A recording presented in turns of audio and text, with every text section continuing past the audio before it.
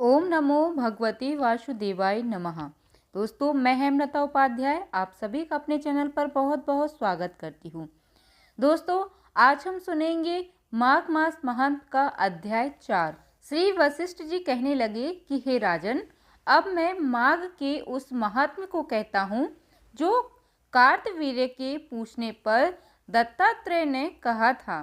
जिस समय साक्षात विष्णु के रूप श्री दत्तात्रेय सत्य पर्वत पर रहते थे, तब महेशमती के राजा सहस्त्रजन ने उनसे पूछा कि हे योगियों, मैं श्रेष्ठ दत्तात्रेय जी, मैंने समधर्म सुने हैं, अब आप कृपा करके मुझे माघ मास का महात्म कहिए।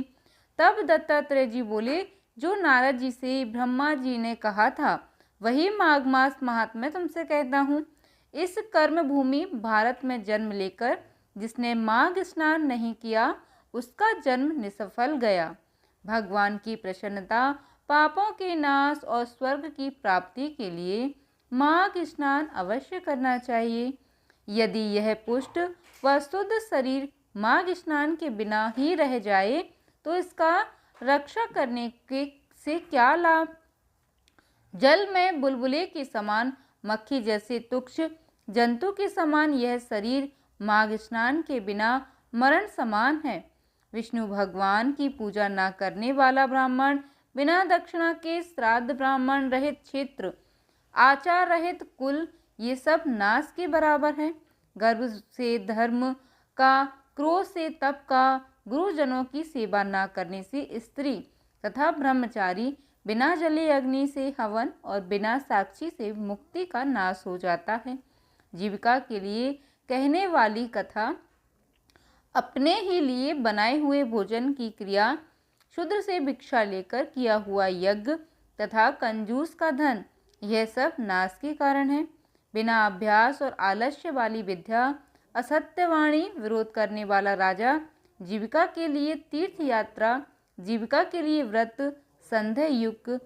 संदेह युक्त मंत्र का जप, व्यग्र चित्त होकर जप करना, वेद न जानने वाले को दान देना, संसार में नास्तिक मत ग्रहण करना, श्रद्धा बिना धार्मिक क्रिया, यह सब व्यर्थ है। और जिस तरह दरिद्र का जीना व्यर्थ है, उसी तरह माघ स्नान के बिना मनुष्य का जीवन व्यर्थ है। ब्रह्मघाती, सोना चुराने वाला, मदिरा पीने वाला, गुरु पत्नी गामी और इन चारों की संगति करने वाला माघ स्नान से पवित्र होता है। जल कहता है कि सूर्योदय से पहले जो मुझसे स्नान करता है, मैं उसके बड़े से बड़े पापों को नष्ट करता हूँ। महापातक भी स्नान करने से भस्म हो जाते हैं। माघ मास के स्नान का जब समय आ जाता है तो सब पाप अपने नाश के भय से कांप जाते हैं। जैसे मेघों से मुक्त होकर चंद्रमा प्रकाश करता है, वैसे ही श्रेष्ठ मनुष्य माघ मास में स्नान करके प्रकाशमान होते हैं। काया वाचा वंशा से किए हुए छोटे या बड़े, नए या पुराने सभी पाप इंसान से नष्ट हो जाते हैं। आलस्य में बिना जाने जो पाप किए हो, वह भी नाश को प्राप्त होते हैं।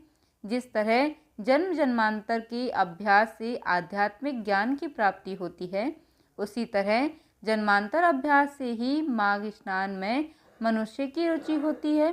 यह अपवित्रों को पवित्र करने वाला बड़ा तप और संसार रूपी कीचड़ को धोने की पवित्र वस्तु है।